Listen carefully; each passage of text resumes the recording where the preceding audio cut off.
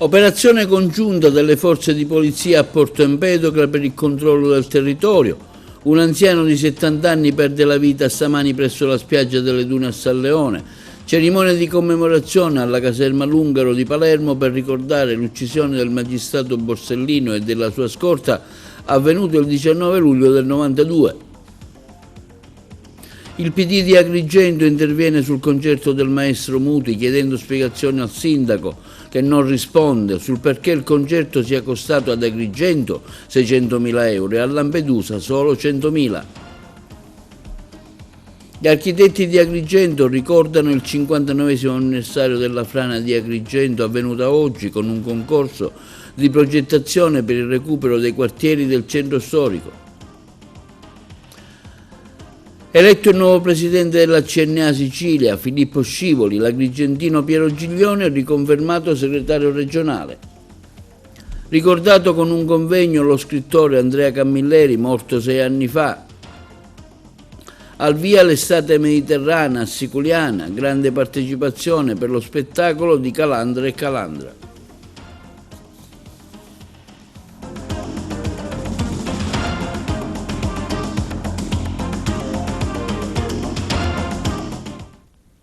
Buongiorno, benvenuti con un nuovo appuntamento di TV Notizie di oggi sabato 19 luglio. Sono stati svolti a Porto Empedocle dei servizi congiunti di controllo straordinario del territorio da parte della Polizia di Stato insieme al Comando Provinciale dei Carabinieri, al Comando Provinciale della Guardia di Finanza di Agrigento, con la partecipazione di equipaggi della sezione della Polizia Stradale e unità cilofene dei cani antidroga della Guardia di Finanza, il nostro servizio. Sono stati svolti a Porto Empedocle dei servizi congiunti di controllo straordinario del territorio congiuntamente al Comando Provinciale dei Carabinieri e al Comando Provinciale della Guardia di Finanza di Agrigento. Alle operazioni hanno partecipato gli equipaggi della sezione della Polizia Statale di Agrigento, le unità cinofile antidroga della Guardia di Finanza. L'attività finalizzata alla prevenzione e alla repressione di reati predatori dello spaccio e alla detenzione illecita di sostanze stupefacenti, nonché al controllo degli esercizi commerciali, ha prodotto i seguenti risultati. Sono stati effettuati controlli amministrativi presso 5 esercizi, di cui 4 per la somministrazione di alimenti e bevande a una sala giochi. Nel corso di questi controlli sono state elevate 4 sanzioni amministrative per mancata esposizione della tabella del listino prezzi, mancata esposizione della tabella sui tassi alcolemici, mancata emissione dello scontrino fiscale, violazione degli obblighi inerenti alla rintracciabilità degli alimenti. Relativamente al riscontro di quest'ultima violazione è stato anche disposto il sequestro amministrativo per un totale di circa 60 kg di alimenti privi di tracciabilità, pesce congelato, pane, prodotti di pasticceria congelati, conserve varie, salumi, formaggi, panini e tramezzini farciti, zucchero a velo, ghiaccio e granita. Le unità cinofile hanno consentito di rinvenire e sequestrare 165 grammi di hashish e 17 grammi di cocaina, oltre a un bilancino di precisione e un paio di forbici intrise di sostanza stupefacente. A seguito di tale attività, 2 persone sono state denunciate per detenzione ai fini di spaccio di stupefacenti. Sono stati inoltre controllati 41 veicoli e 86 persone. In seguito a tali controlli sono stati conseguiti i seguenti risultati: 15 verbali di contravvenzione al codice della strada, 2 patenti di guida ritirate, 2 carte di circolazione ritirate, un veicolo sequestrato amministrativamente. L'intensificazione dei controlli ribadisce l'impegno costante delle forze della polizia, degli enti locali nel tutelare la sicurezza pubblica, assicurando il rispetto della legalità sul territorio. Tragedia a San Leone, una persona di circa 70 anni è deceduta in spiaggia dopo aver accusato un malore. Un infarto fulminante a quanto pare non avrebbe lasciato scampo all'uomo che stava trascorrendo una giornata di relax al mare in compagnia della famiglia. È successo nella spiaggia antistante lo stabilimento balneare Acquaselsi, increduli e provati i tantissimi bagnanti che si trovavano sul litorale. L'uomo, secondo quanto ricostruito, si sarebbe sentito male mentre faceva il bagno per poi posizionarsi sotto l'ombrellone. Lanciato l'allarme, sul posto sono intervenute 2 ambulanze con il personale sanitario che ha disperatamente provato a rianimare il settantenne. Un elisoccorso è stato fatto atterrare nel boschetto a ridosso delle spiagge, come stiamo vedendo alla foto di grandangolo, ma purtroppo non si è più alzato in volo. Per l'uomo non c'è stato niente da fare, presenti le forze dell'ordine, polizia, carabinieri e guardia costiera a dare supporto ai soccorritori. In occasione della ricorrenza dell'eccidio di Via D'Amelio avvenuto nel luglio del 1992, cui persero la vita il giudice Paolo Borsellino e gli agenti di scorta, stamani presso la lapide del reparto scorta all'interno della caserma Lungaro si è svolta una solenne cerimonia con la deposizione di una corona alla presenza delle varie autorità civili e militari. Ce ne parlano meglio i colleghi di Palermo. La relazione della Commissione parlamentare antimafia non è ancora scritta, quindi di quale pista si scriverà lo scoprirete ovviamente nella relazione.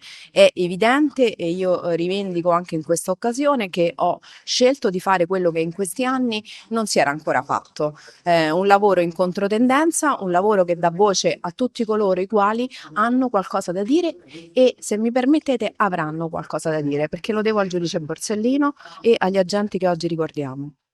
La verità, come dire, hanno bisogno molte volte di essere scavate, approfondite in maniera testarda, pervicace, ed è quello che si sta facendo, sfidando tutti e tutti. Alla fine si arriverà, perché bisogna arrivarci, perché lo si deve a chi oggi non c'è più. Mi manca quando vado a pescare e la sera, che ci davamo l'ultimo saluto telefonicamente. Grazie. Senti, sulle motivazioni invece della strage, ancora si è molto lontani, insomma, la verità sembra essere lontana. Tu che idea ti sei fatto sul punto? Io ci ho perso le speranze, dopo 33 anni sembra ogni anno di ricominciare indietro invece di andare avanti. Hanno fatto vedere la borsa, a noi non interessa l'agenda parla, la borsa no. Un giorno che dovrebbe essere dedicato solo ai familiari. Le passerelle non ci interessano, loro hanno 364 giorni per fare memoria in altri modi. Giusto quel giorno penso che è un giorno di memoria per noi familiari. Io dopo circa mezz'ora ero lì, so quello che c'era, non me l'ha raccontato nessuno. Io di mio fratello ho trovato solo una gamba, l'ho riconosciuto appunto dalla scarpa. In quella borsa c'era quell'agenda rossa che sicuramente la chiave di molte verità ci sono. Per come si sono svolti i movimenti di quella giornata subito dopo l'esplosione, sicuramente era molto importante che qualcuno prendesse quell'agenda rossa. Ma chi non vuole secondo te la verità dopo 33 anni? Chi non vuole la verità? Ma sicuramente ci sarà qualcuno che ancora adesso è dentro quella storia e fa di tutto che non esca fuori la verità. Noi cerchiamo sempre di andare avanti, cerchiamo sempre di portare avanti il sacrificio di queste persone perché aspettiamo la verità, ma la verità quella giusta, quella vera, che ci dia veramente un po' di serenità a tutti quanti. Ha patteggiato la pena a 3 anni e 10 giorni di reclusione il maresciallo dei carabinieri Gianfranco Antonuccio, accusato di aver rivelato notizie riservate in cambio di soldi, regali e favori. Il sottufficiale all'epoca dei fatti era in servizio alla compagnia dei carabinieri di Licata. Nella vicenda sono state coinvolte 4 persone che hanno scelto la stessa strategia processuale. Antonuccio, nel luglio di 3 anni fa, fu arrestato insieme a Filippo Condello e Giuseppe Di Vincenzo, quest'ultimo commerciante di Palma di Montechiaro. La donna ha patteggiato una pena di 2 anni di reclusione, mentre il secondo a 1 anno e 6 mesi. Ha patteggiato la pena a 5 mesi e 10 giorni Calogero Barbara di Naro, a 2 mesi Domenico Guardavasciò di Licata. L'accordo processuale tra la difesa e il pubblico ministero Annalisa Failla è stato ratificato dal GUP Giuseppe Miceli. Forte presa di posizione del PD di Agrigento, che interviene oggi sull'operato del sindaco Miccichè, chiedendosi perché il primo cittadino non risponde sul concerto alla Valle dei Templi del maestro Riccardo Muti, costato a Lampedusa 100.000 euro e ad Agrigento 600.000 euro. Il PD inoltre precisa relativamente alle affermazioni della portavoce del presidente dell'Ars Galvagno, Sabrina De Capitani, indagati sui rapporti con il PD di Agrigento, il nostro servizio.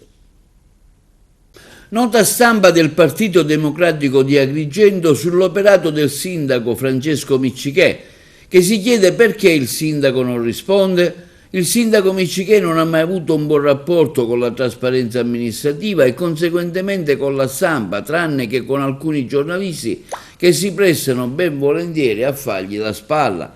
Questo quanto affermano i componenti della segreteria del PD del Circolo Vittoria Giunti di Agrigento.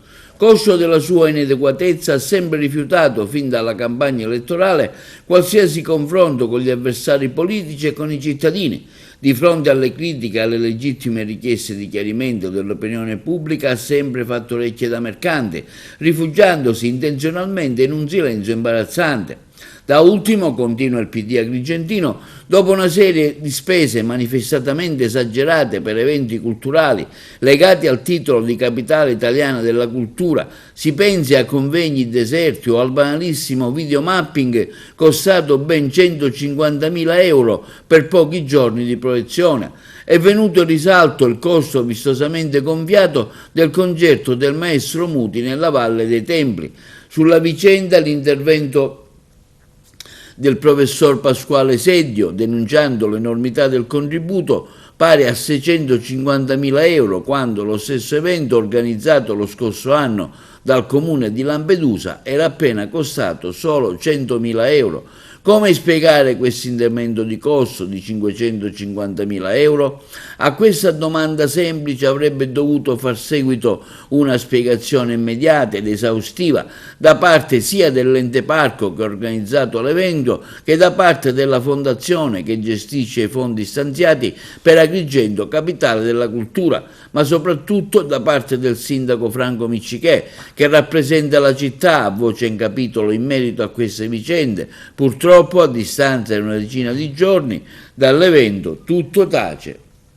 Perché il sindaco non risponde? Cosa ha da nascondere? Questo quanto affermato nel comunicato stampa del Circolo Vittoria Giunti di Agrigento. E intanto il segretario del Circolo Vittoria Giunti di Agrigento, Nino Cuffaro, interviene sulla vicenda relativa a Sabrina De Capitani, indagata nell'inchiesta per corruzione che coinvolge il presidente dell'Assemblea regionale siciliana Gaetano Galvagno, che in una conversazione intercettata dagli inquirenti ha affermato: «Io su Agrigento sono forte col PD». Non sappiamo a chi e cosa si riferisca di preciso la De Capitani, ma per quel frammento di rappresentanza del Partito Democratico che ci compete possiamo affermare di non avere mai conosciuto e tantomeno intrattenuto rapporti di qualunque tipo con l'ex portavoce del presidente Galvagno. D'altra parte è notoria la nostra attività di opposizione al sistema di potere che sgoverna la città, nonché la lontananza dalle stanze dove si realizzano affari e mala politica alle spalle del bene pubblico. Gli architetti ricordano il 59° anniversario della frana con un concorso internazionale di progettazione per il recupero dei quartieri distrutti dell'evento famoso. Ricordiamo che proprio 59 anni fa ci fu la frana ad Agrigento il 12 luglio del 1966. Servizio.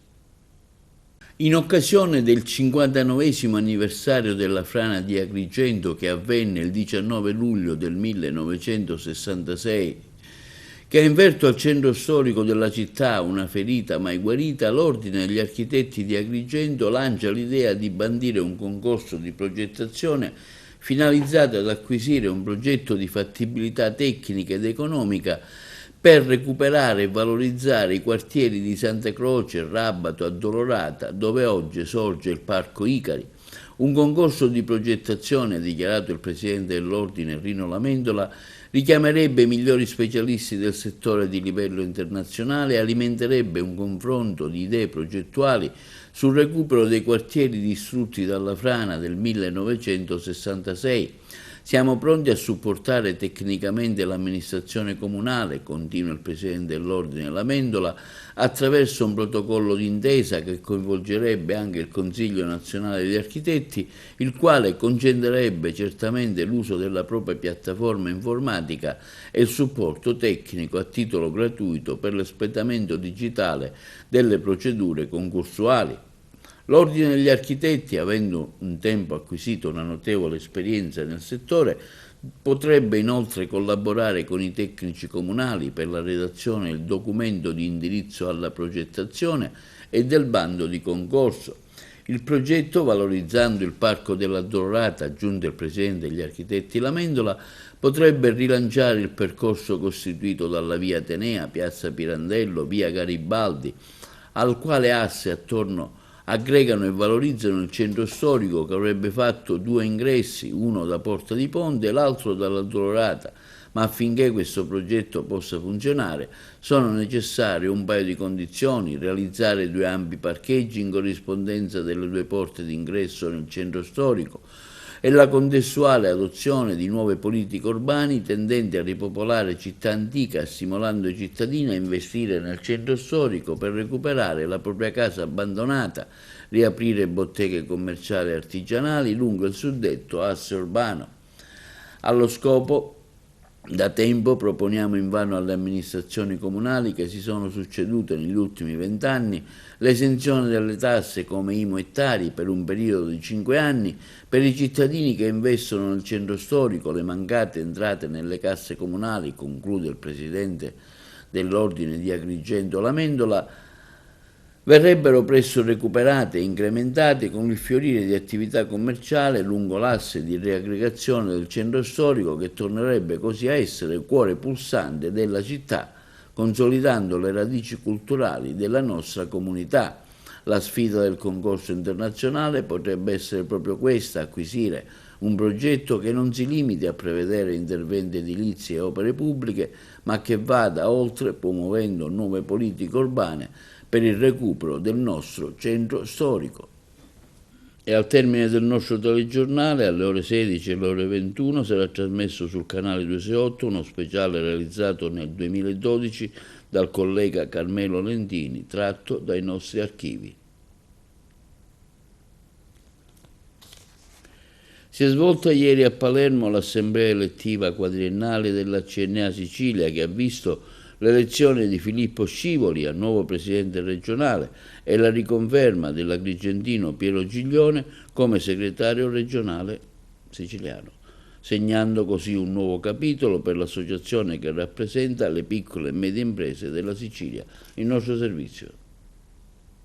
Si è conclusa l'assemblea elettiva quadriennale della CNA Sicilia, che si è svolta a Palermo presso il Maria Convention Center.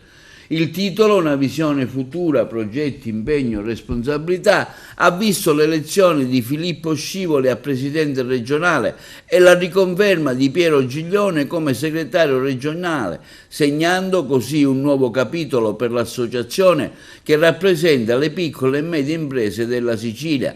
Filippo Scivoli è un imprenditore del settore delle pulizie, presidente uscente della CNA di Enna, e porta con sé una lunga esperienza nel mondo associativo e un impegno concreto a sostegno delle imprese del territorio, e la sua elezione rappresenta una continuità nell'azione della CNA con l'obiettivo di rafforzare il ruolo delle piccole e medie imprese siciliane in un contesto economico sempre più complessivo. Piero Giglione, riconfermato alla segreteria regionale, ha affermato: continueremo il lavoro avviato rafforzando i servizi alle imprese e la nostra presenza sul territorio. Priorità assoluta sarà l'innovazione digitale e la transizione ecologica. Accompagnando le aziende in questo cambiamento epocale, lavoreremo per creare reti tra imprese e migliorare la competitività del sistema Sicilia, con particolare attenzione ai giovani imprenditori e all'artigianato di qualità. Ringrazio Nello Battiato, ha concluso Piero Giglione, per il prezioso lavoro svolto in questi anni. L'Assemblea ha visto la partecipazione di istituzioni, imprenditori, esponenti del panorama economico regionale ed europeo, i saluti dell'assessore al comune di Palermo Ferrandelli, del vicepresidente dell'ARS di Paola, del vicepresidente della Camera dei Deputati Mulè. Il presidente uscente Salvattiano Battiato ha tracciato un bilancio quadriennale trascorso.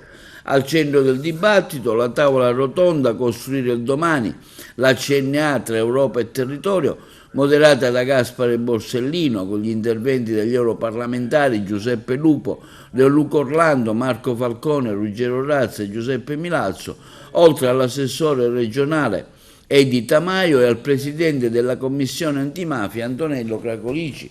Momenti di riflessione si sono alternati a performance artistiche legate all'artigianato, curate da Stefania Bruno e Salvo Pipero, mentre le conclusioni sono state affidate al presidente nazionale della CNA, Dario Costantini. In queste settimane la CNA sta eleggendo il proprio gruppo dirigente, 12.500 dirigenti in tutta Italia, insomma dà anche la misura dei numeri della nostra confederazione. Oggi in Sicilia una grande CNA e quindi sono qui per ringraziare tutte le imprenditrici, tutti gli imprenditori, le pensionate e i pensionati che si mettono al servizio dei propri colleghi, perché ci aspettano ovviamente ancora tempi duri, ma siamo molto determinati sempre a rappresentare al meglio le nostre aziende. La Sicilia è una regione importante del nostro sistema, mi fa piacere di essere qui alla loro assemblea regionale, ho partecipato anche ad altre assemblee. È da anni che danno un contributo di crescita al nostro sistema, stanno valorizzando la loro presenza sul territorio, hanno ottime relazioni con le istituzioni e che ci rispettano sempre e sono sempre ben presenti alle nostre attività. Noi confidiamo che la Sicilia continui e dia una mano in questo percorso in cui il nostro sistema cerca di dare una risposta al mondo della piccola impresa, dell'impresa diffusa che è l'ossatura della nostra economia. Dobbiamo fare in modo che questa impostazione che parta dal ruolo della piccola impresa diventa la scelta fondamentale che i livelli politici ed istituzionali devono fare, e credo che l'occasione odierna sarà importante sotto questo punto di vista, come il tema dell'Europa, che ormai è sempre più centrale rispetto alla prospettiva, anche in vista del tema delicatissimo dei dazi. Oggi si conclude il mio percorso dopo 8 anni di presidenza regionale. Sono stato ultimamente carico di tanti problemi, ma anche di tanti risultati e successi. Uno di questi è quello che siamo riusciti a portare nell'abbinamento nazionale come CNA, che eravamo settimi a livello regionale, oggi siamo i secondi in Italia, come abbinati INPS, un grande traguardo che abbiamo ottenuto come CNA Sicilia per il lavoro che abbiamo svolto tutti insieme, tutte le 9 province. Guardo con fiducia il futuro della CNA siciliana, in quanto stiamo lasciando un percorso già dove c'è stato tracciato una bella semina. Di conseguenza sarà importante che si segua su questo solco per avere risultati anche nel futuro. In questo percorso si è creato grande entusiasmo all'interno della nostra organizzazione, dai mestieri, dai territori, dalle mestieri regionali e raggruppamenti di interesse. Più di 1200 imprenditori si sono avvicinati alla nostra organizzazione, un cambio generazionale anche di genere, giovani, donne si sono avvicinate alla nostra organizzazione e abbiamo stipulato un patto tra CNA e il mondo delle imprese che producono, che creano posti di lavoro in Sicilia. Lo abbiamo fatto e l'abbiamo voluto in una visione futura, questo è il nostro tema, all'interno di un progetto complessivo che parte dalla CNA nazionale, che è la settimana dell'europarlamentare. Abbiamo in quella settimana avuto modo di far conoscere agli europarlamentari siciliani le nostre imprese, le eccellenze, i problemi, le prospettive, i suggerimenti che arrivavano da quelle imprese. L'abbiamo voluto confermare all'interno di questa assemblea in una tavola rotonda dove gli imprenditori faranno delle considerazioni, faranno delle domande agli europarlamentari, sperando che questo connubio, questo confronto possa rilanciare quelle che sono le esigenze della nostra terra. Ad Agrigento il convegno La lingua di Vigata per riscoprire Andrea Camilleri, l'iniziativa promossa dalla Strada degli Scrittori per Agrigento, capitale della cultura, ha raccolto studiosi, scrittori, registi, attori e giornalisti per parlare dello scrittore scomparso 6 anni fa. Sentiamo in merito Felice Cavallaro e Roberto Andò. Una festa per i 100 anni di Camilleri, una festa fatta fra le piazze della capitale, non poteva mancare Vigata, quindi la vera Vigata di Andrea Camilleri, che abbiamo celebrato oltre che con un concerto di Olivia Sellerio anche con un convegno in cui linguisti, scrittori, registi, artisti si sono misurati con questo linguaggio che Camilleri ha inventato, sdoganando un po' tutto l'intero siciliano, per cui oggi dire Cabasisi a Novara o a Venezia o a Pavia è una cosa naturale che fa sorridere e in qualche modo rende ancora più simpatico il siciliano e i siciliani. È un grande merito quello di Andrea Camilleri, che con il commissario Montalbano ha fatto conoscere se stesso e un po' tutti noi. Però attenzione, il convegno che abbiamo realizzato con Silvano Nigro, Simonetta Agnello Orbi, Roberto Andò, tanti scrittori e registi, ha avuto anche il compito di dire che Camilleri non è soltanto il commissario Montalbano. Camilleri è una serie di libri sull'Ottocento e il Novecento raccontati in modo da far capire i problemi della vita, dell'organizzazione, della burocrazia, così come sono oggi, quindi ha un'attualità dirompente e merita un'attenzione, una riflessione, una lettura anche da parte dei critici letterari che lo hanno in qualche modo snobbato quando era in vita. Merita una riflessione perché si possa studiare, continuare a studiare la grandi capacità di questo grande autore che non se n'è mai andato. Sì, 6 anni fa la sua vita terrena si è conclusa, ma come si vede qui ad Agrigento ogni sera è una grande festa con una partecipazione che ogni scrittore spererebbe di vivere per sé. Ho cercato di ricordare la complessità di questo scrittore, che è stato un grande scrittore popolare, ma anche col profilo di un intellettuale europeo tra i più grandi, e quindi ho ricordato, oltre alla produzione più popolare che ha avuto successo, dei romanzi dedicati a Montalbano e dove inventa questa lingua della commedia, c'è anche accanto un mondo di altri romanzi dove usa la lingua italiana e dove, in un italiano molto moraviano, pulito, però affronta il mistero umano insolubile, la tragedia. Ecco, mi sembrava molto importante, e ovviamente ho ricordato Tiresia, che è un po' un compendio del suo profilo intellettuale. È stato il momento in cui è arrivato a una sintesi e ha ricordato i grandi fili in cui si è mossa la sua formazione. Si riscrive la storia dell'autostrada Agrigento-Caltanissetta. L'ANAS ha aperto al traffico il ponte ad arco a via inferiore San Giuliano sulla carreggiata in direzione Agrigento della nuova strada statale 640, strada degli Scrittori. Ce ne parlano i colleghi di Palermo. ANAS ha riaperto al traffico il ponte d'arco a via inferiore San Giuliano sulla carreggiata in direzione Agrigento della nuova strada statale 640, strada degli Scrittori.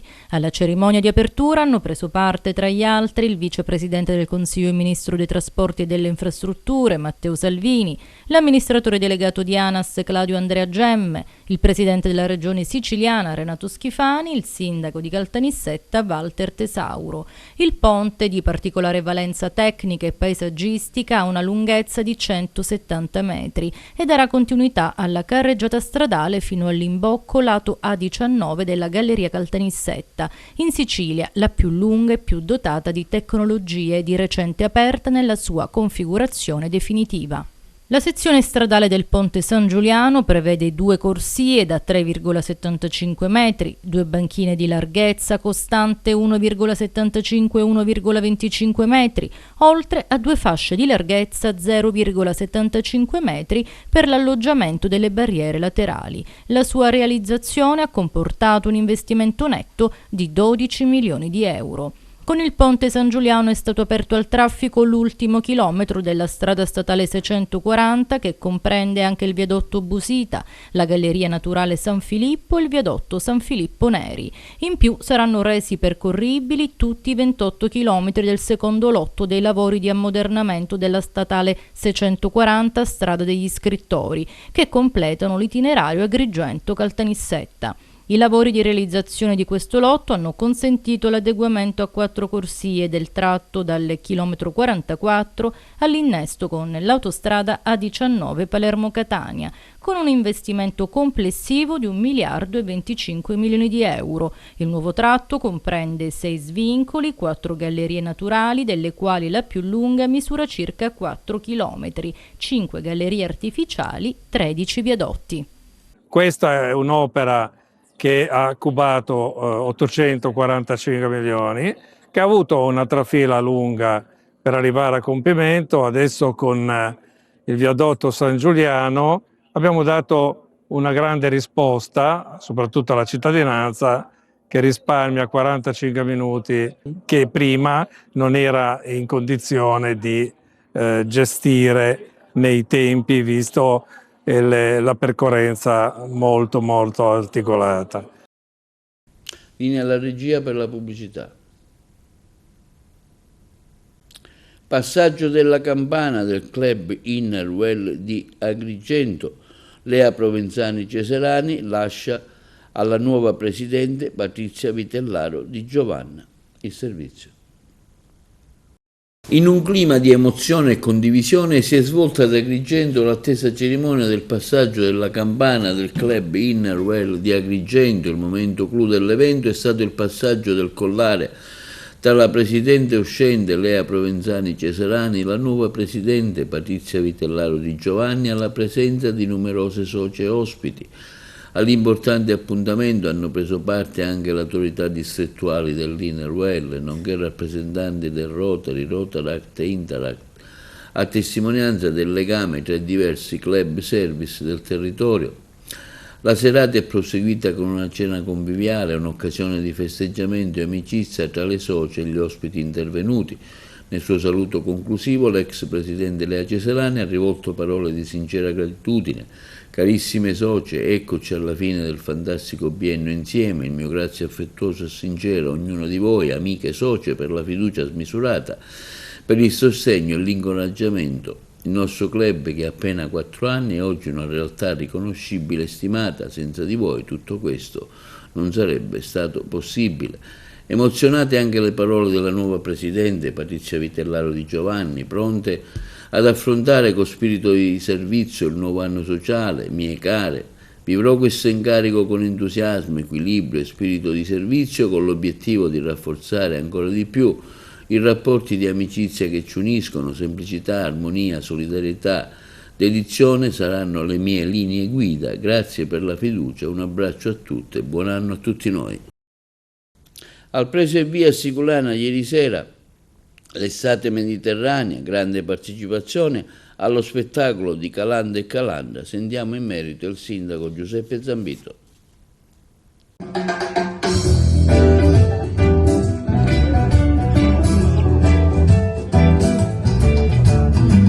Abbiamo dato il via all'estate mediterranea, questa edizione 2025, che sarà un'edizione molto ricca con oltre 30 appuntamenti tra il centro storico e il borgo marinario di Siculana Marina, dalla musica al teatro, all'arte, con i weekend, con i luoghi aperti fine settimana, con le mostre, insomma diciamo una proposta per tutti. Accanto a questo anche non dimentichiamo i servizi, anziani in prima fila, un mare di inclusione per garantire a Siculana Marina ai disabili di vivere in modo sereno anche la spiaggia e il mare, la sensibilizzazione con la raccolta differenziata in spiaggia e tantissime altre cose, perché vogliamo coniugare la cultura, lo spettacolo, non perdendo di vista la valorizzazione del territorio che merita di essere salvaguardato.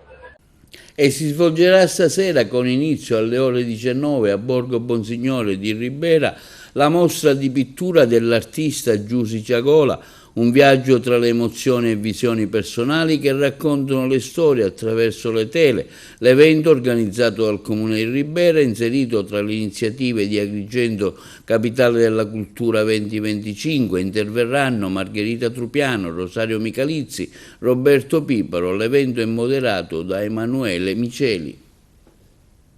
Fumata nera delle trattative tra l'Idol e sindacati sul rinnovo del contratto integrativo aziendale a fronte di fatturati miliardari. L'azienda continua a negare un miglior trattamento ai dipendenti. I sindacati Filcams CGL, Fisascat CISL e Will Tux hanno scioperato ieri in tutta Italia e anche nella nostra isola, dove sono stati coinvolti circa 1500 lavoratori di tutte le filiali. L'approfondimento dei colleghi di Palermo. Noi chiediamo un contratto integrativo aziendale che dia effettivo valore al lavoro prodotto e una redistribuzione della ricchezza aziendale che in questi anni è stata acquisita grazie al sacrificio quotidiano delle lavoratrici e dei lavoratori delle filiali in ogni filiale.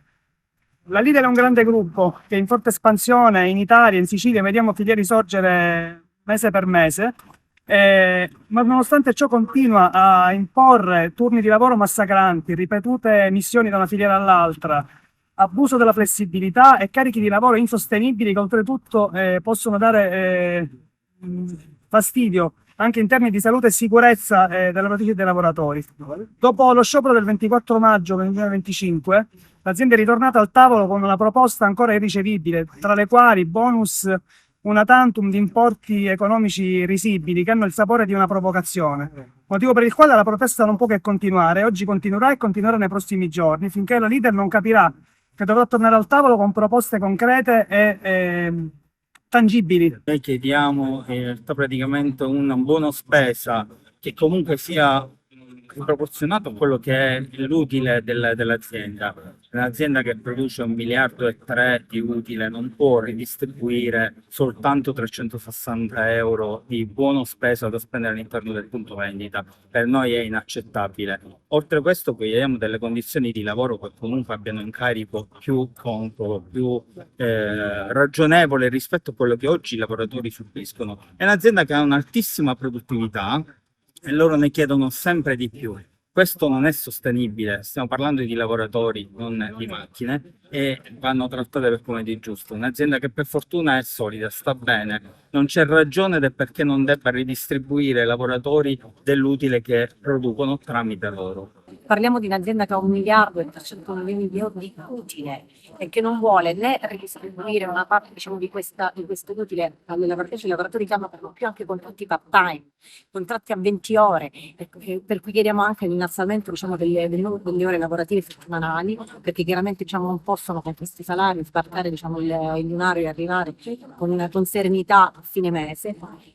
Chiediamo anche un'organizzazione del lavoro migliore, perché con la flessibilità l'organizzazione del lavoro entra nelle ossa, nella vita delle lavoratrici e dei lavoratori, impedendogli di poter realmente conciliare quelle che sono le esigenze di vita personale con le esigenze lavorative, per cui fondamentalmente non si può andare avanti in questi termini. Quindi chiediamo un salario aggiuntivo dignitoso che possa consentire loro, diciamo, di poter raggiungere, arrivare a fine mese con più serenità, rispetto, quindi umanità fondamentalmente del lavoro, più ore di lavoro e un'organizzazione del lavoro che tenga conto ovviamente anche della vita e delle istanze dei lavoratori e delle lavoratrici.